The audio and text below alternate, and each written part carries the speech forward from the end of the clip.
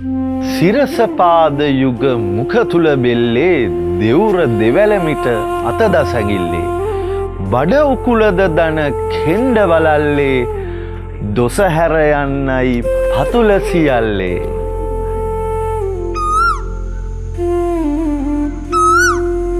පන්සලේ නායක හාමුදුරුවන්ගේ කරුණාවෙන් ආශිර්වාදයෙන් ඔසු සකස් කරලා සුබහෝරාවකදී හිසගල්වලා ස්නානය කිරීම බොහෝම අගෙයි. අප්‍රේල් මාසේ 15 වන බදාදා පූර්වභාග 6:55 දෙන සුබ මොහොතින් නැගෙනහිර දිශා බලා පච්ච වර්ණයෙන් සැරසී හිසට කොහොඹ පද්ද පයට කොළොම් පද්ද තබා හිස තෙල්ගා ස්නානය කරනු මැනවි.